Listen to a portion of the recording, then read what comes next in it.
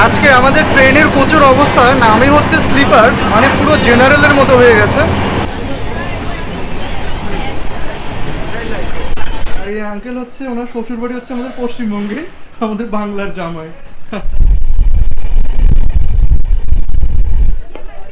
তো চলে এলাম দশাশ্বমেধ ঘাটে। এই দেখুন সকালবেলা কি ভিড়।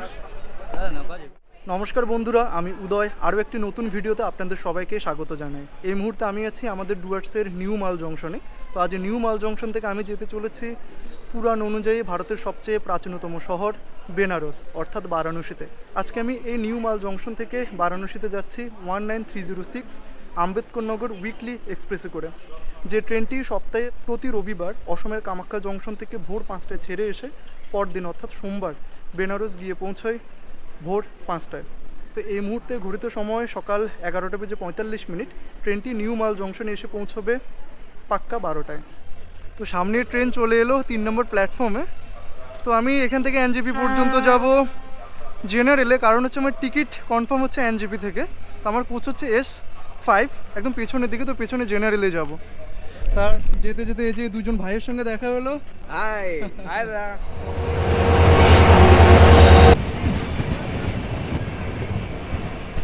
আর এই যে জেনারেলে আজকে মোটামুটি একদম ফাঁকাই আছে বলা চলে। তো পেছন দিকটা এলাম, কারণটা হচ্ছে আমার কোচ হচ্ছে S5, এনজিপি থেকে যেহেতু কনফার্ম এনজিপিকে ওখানে চলে যেতে হবে।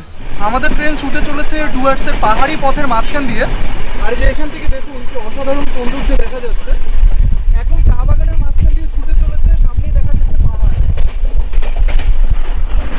মানে ডুয়ার্সের সৌন্দর্য বলতে গেলে সারা বছরই থাকে, তবে বর্ষাকালে একটা অন্যরকম রূপ ধারণ করে। মানে একদম বৃষ্টি স্নাত প্রকৃতি, অসাধারণ। একদমই যে দেখুন সামনে পাহাড়টা, মেঘলা আকাশ, চা বাগান, ট্রেন ছুটে চলেছে তার মাঝখান দিয়ে। আর এই যে দেখুন এখান থেকে বাগরাকুটের লুপ ব্রিজটা দেখা যাচ্ছে, মানে যেটা সোশ্যাল মিডিয়ার ভাইরাল, সে সোশ্যাল মিডিয়ার ভাইরাল বাগরাকুট লুপ ব্রিজ। এই যে দেখুন সামনে, অসাধারণ অসাধারণ।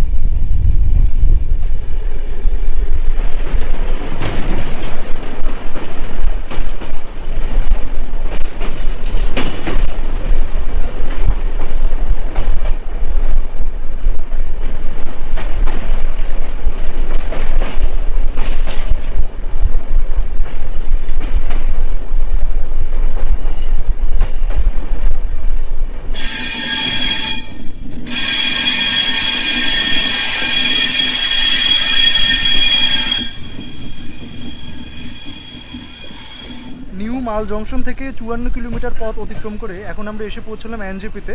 তো এখানে আসার কথা ছিল দুপুর 1:50, এখন বাজে 1:35। অনেকটা আগে ঢুকলো। আর এনজেপি থেকে এখন আমি আমার জেনারেল কোচ চেঞ্জ করে চলে যাবো স্লিপারে।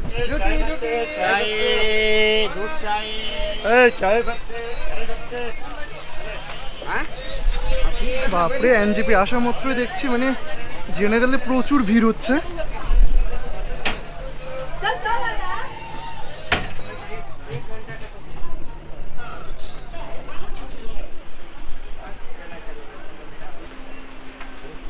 তোমার হচ্ছে এই যে 56 আপার।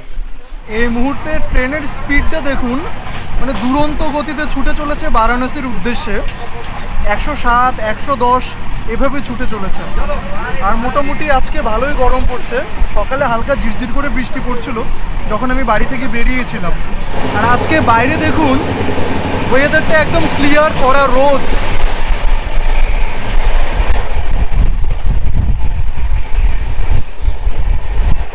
উনিশ 306 আম্বেদকরনগর উইকলি এক্সপ্রেস, এই ট্রেনটি আনুষ্ঠানিকভাবে যাত্রা শুরু করে 7ই জুলাই 2017 থেকে। তো আজ হচ্ছে 6ই জুলাই 2025। তো আগামীকাল হচ্ছে জুলাই মাসের 7 তারিখ। তো আগামীকাল হচ্ছে এই ট্রেনটির বার্থডে। আর এই ট্রেনটিতে যদি বলি মোট জেনারেল কোচ রয়েছে 4টি, এছাড়া sleeper, first AC, second AC, third AC ব্যবস্থা রয়েছে। আর এছাড়াও এই ট্রেনটিতে প্যান্ট্রি কার, অনবোর্ড ক্যাটারিং এবং ই ক্যাটারিংয়ের সুবিধা রয়েছে। নিউ মাল জংশন থেকে বারাণসী জংশন পর্যন্ত আমাদের মোট দূরত্ব অতিক্রম করতে হবে 772 কিলোমিটার। এই পথ অতিক্রম করতে সময় লাগবে 17 ঘন্টা। আর সমগ্র যাত্রাপথে মোট আমাদের 14টি স্টপেজ থাকবে। এর মধ্যে আমরা 3টে রাজ্যের উপর দিয়ে যাব, পশ্চিমবঙ্গ, বিহার এবং উত্তরপ্রদেশ। এই ট্রেনটির সর্বোচ্চ গতিবেগ 130 কিলোমিটার প্রতি ঘন্টা এবং অ্যাভারেজ গতিবেগ থাকবে 48 কিলোমিটার প্রতি ঘন্টা। আর এই ট্রেনটির জেনারেল ক্লাসের ভাড়া অর্থাৎ নিউ মাল জংশন থেকে বারাণসী জংশন পর্যন্ত 230 টাকা।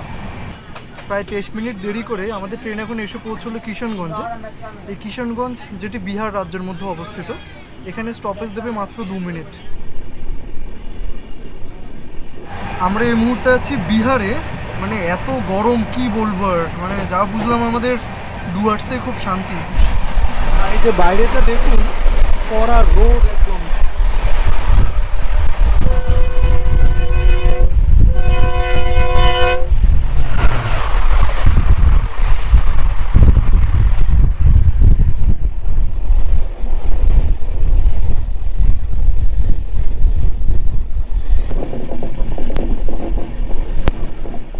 আর ঘড়িতে সময় এখন বিকেল 5:15 আর আমরা এসে পৌঁছলাম কাটিহার জংশনে।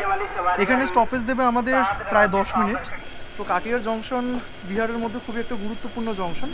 কারণটা হচ্ছে যে সমগ্র উত্তর পূর্ব ভারত তো বটেই, ভারতবর্ষের বিভিন্ন প্রান্তের সঙ্গে এই কাটিহার জংশনের একটা যোগসূত্র রয়েছে। এখান থেকে মোট 5টে লাইন ভাগ হয়ে গিয়েছে।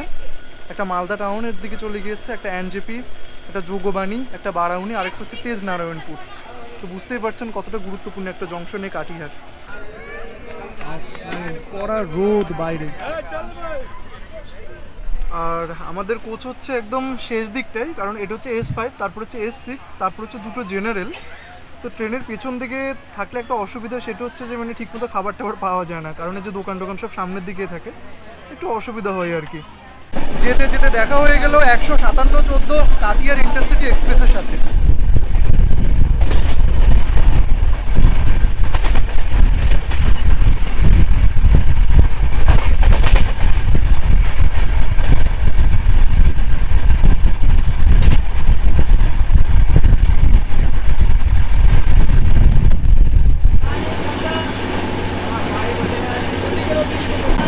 আজকে আমাদের ট্রেনের কোচের অবস্থা নামে হচ্ছে স্লিপার, মানে পুরো জেনারেলের মতো হয়ে গেছে। বিনা টিকিটে দেখলাম প্রচুর প্যাসেঞ্জার, মানে টিকিট তো কোনো দেখা নেই। মানে কি বলবো আর, খুব একটা দুঃখজনক ঘটনা। এই যে দেখুন,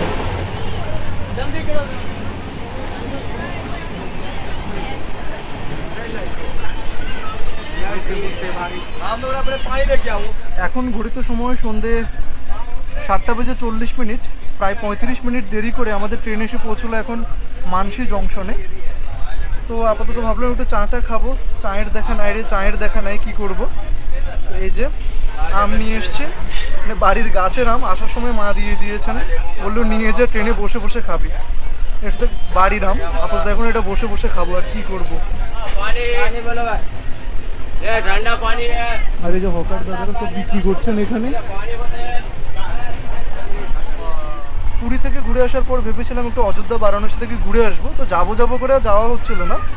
এর মধ্যে ভাবলাম যে যাবো, কিন্তু টিকিটে পাচ্ছিলাম না তৎকালে। তো যাই হোক, বাবা মহাদেব ডাকলেন, তাই কালকেই পেয়ে গেলাম তৎকাল টিকিট। নিউ মাল জংশন থেকে 419 কিলোমিটার পথ অতিক্রম করে আমরা এসে পৌঁছলাম এখন বারাউনি জংশনে। তো যদিও এখানে পৌঁছানোর কথা ছিল রাত 8:05, এখন হচ্ছে রাত 9:05, তো 1 ঘন্টা লেটেই ঢুকলো। আর এখানে স্টপেজ দেবে 10 মিনিট। এই বারাউনি জংশন বিহারের খুবই গুরুত্বপূর্ণ একটা জংশন, যেটি ইস্ট সেন্ট্রাল রেলওয়ের আন্ডারে পড়ে। এবং ভারতবর্ষের যে প্রধান 4টি শহর দিল্লি, মুম্বাই, কলকাতা, চেন্নাই, এই 4টি শহরের সংযোগকারী স্টেশন হচ্ছে আমাদের এটা। আর এই যে দেখুন রাতের বারাউনি জংশন। ট্রেনের পেছনের দিকে থাকার এই একটা অসুবিধা, আমি বুঝি না কেন আমি S1 বা S2-তে পেলাম না, একদম লাস্টের দিকে পেলাম, যার জন্য কোনো দোকান ফোকান নেই এখানে। আর কি করব, মানে বাড়ি থেকে রুটি নিয়ে এসছে, আপাতত ওটা দিয়ে ডিনারটা সারবো না। চলে যায় আমি আমার সিটে, কারণটা হচ্ছে কালকে ভোর 5টার দিকে নামার কথা ট্রেন থেকে, ডিনারটা করিনি। चाय चाय चाय चाय बढ़िया पिए चाय दूध चाय चाय आइए सर जी देखो এই যে রুটি আর আলু ভাজা বাড়ি থেকে নিয়ে এসেছি, মা বানিয়ে দিল। আপাতত এটা দিয়ে আজকে রাতে ডিনারটা কমপ্লিট করছি। ঘড়িতে সময় রাত ঠিক 10টা, ব্যাপক গরম পড়ছে এখানে। আর এই যে আপাতত সব এখানে যে শিকল দিয়ে আটকে দিলাম ব্যাগটা, রেডি এখানে। আপাতত এখানে ঘুমোবো, কারণটা হচ্ছে কাল সকাল 5টার দিকে নামতে হবে। ঘড়িতে সময় রাত ঠিক 2:07। নিউ মাল জংশন থেকে 697 কিলোমিটার পথ অতিক্রম করে এখন আমরা এসে পৌঁছালাম গাজীপুর সিটিতে। আর এখান থেকে বারাণসী জংশনের দূরত্ব হচ্ছে মাত্র 75 কিলোমিটার। এরপরে শুধুমাত্র একটা স্টেশন পড়বে, নাম হচ্ছে অর্নিহার জংশন, তারপর হচ্ছে বারাণসী। আর এই দেখুন একদম রাতের গাজীপুর সিটিটা একদম পুরো ফাঁকা শুনশান।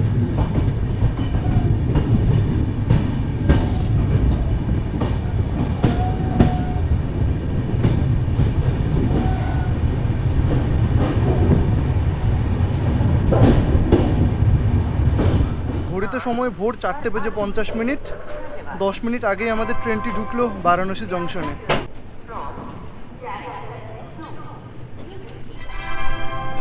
कृपया ध्यान दीजिए, गाड़ी संख्या 1, 2, 5, 6, 1 स्वतंत्र सेनानी एक्सप्रेस বারাণসী জংশনের বাইরে বেরিয়ে এলাম 1 নম্বর প্ল্যাটফর্ম দিয়ে। এই দেখুন সকালের ভিউটা কি অসাধারণ দেখাচ্ছে। এ হচ্ছে বারাণসী জংশন। कानपुर सेंट्रल इंदौर के रास्ते আর দেখুন এত ভোরবেলাতেও কি ভিড় বারাণসীতে। धन्यवाद। আমি এখন যাব গোধুলিয়াতে, মানে যে গোধুলিয়া চক যেটাকে বলা হয়। তো বারাণসী জংশনের বাইরে থেকে গোধুলিয়া চক পর্যন্ত দূরত্ব হচ্ছে প্রায় 3.9 কিলোমিটার। এখান থেকে ভাড়া হচ্ছে 20 টাকা। আপনারা স্টেশন থেকে বাইরে বেরিয়ে এরকম অনেকে যে ছোটো ছোটো অটো এরকম দেখতে পাবেন। 20 টাকা হচ্ছে ভাড়া পার হেড।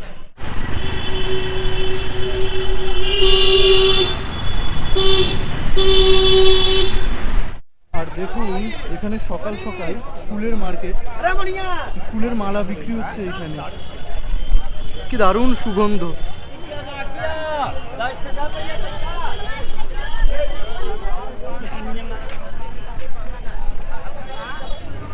এখান থেকে কাশী বিশ্বনাথ মন্দিরের দূরত্ব হচ্ছে 400 মিটার, আর দশাশ্বমেধ ঘাটের দূরত্ব হচ্ছে 600 মিটার।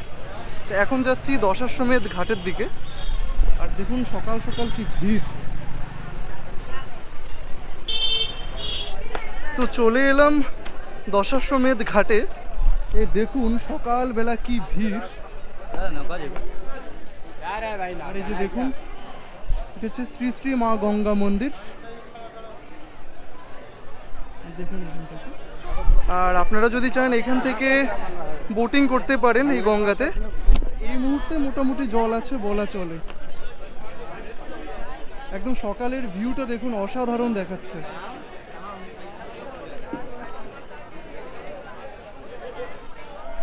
মানে এখানে আসার পর একটু অন্যরকম ফিল হচ্ছে। মানে চারিদিকে এত পুণ্যার্থী, তারা এখানে এসেছেন। পাশে মাতা গঙ্গার মন্দিরে পুজো হচ্ছে। এই যে এখানে পুজো হচ্ছে, অনেকে এখানে গঙ্গা স্নান করছেন। আর এই যে দশাশ্বমেধ ঘাট, এটি বারাণসীর একটি অন্যতম পবিত্র ঘাট। পুরাণ মতে দুটি কাহিনী প্রচলিত রয়েছে এই ঘাট সম্পর্কে। মনে করা হয় যে প্রজাপতি ব্রহ্মা তিনি ভগবান মহাদেবকে স্বাগত জানাতে এই ঘাটটি তৈরি করেছিলেন। আরেকটি মত অনুযায়ী ভগবান ব্রহ্মা এই ঘাটে অশ্বমেধ যজ্ঞ করেছিলেন 10টি ঘোড়া দিয়ে, যার জন্য এই ঘাটের নাম রাখা হয় দশাশ্বমেধ ঘাট। 1748 সালে পেশোয়া বালাজি বাজিরাও এই ঘাটটি নির্মাণ করেন। পরবর্তীকালে ইন্দোরের রানী অহল্যাবাই হোলকার 1774 সালে এই ঘাটটির সংস্কার করেন। তো অনেকক্ষণ তো মোটামুটি এখানে ঘুরলাম, এবার হোটেল খোঁজার পালা, কারণ হচ্ছে ফ্রেশ হতে হবে। আমার মতো যারা আপনারা বারাণসীতে একা আসতে চাইছেন তারা একটু মানে খোঁজখবর নিয়ে আসবেন, কারণ হচ্ছে বারাণসীতে সিঙ্গেলদের মানে রুম পাওয়া খুবই কষ্টকর। তো আমি এখানে একটা জায়গায় ডরমেটরি পেলাম, এসি ডরমেটরি। সেটা হচ্ছে যে শিব গঙ্গা গেস্ট হাউস। এই যে এটা দশাশ্বমেধ ঘাটের একদম খুব কাছেই। তো এখানে হচ্ছে এসি ডরমেটরি, আপনাদেরকে দেখাচ্ছি। আর ইনি হচ্ছেন রিসেপশন আঙ্কেল। হাই বল দিজি আঙ্কেল জি। আর এই আঙ্কেল হচ্ছে ওনার শ্বশুরবাড়ি হচ্ছে আমাদের পশ্চিমবঙ্গে, আমাদের বাংলার জামাই। তো নিচেই যেতে হবে, দেখাচ্ছি আপনাদেরকে।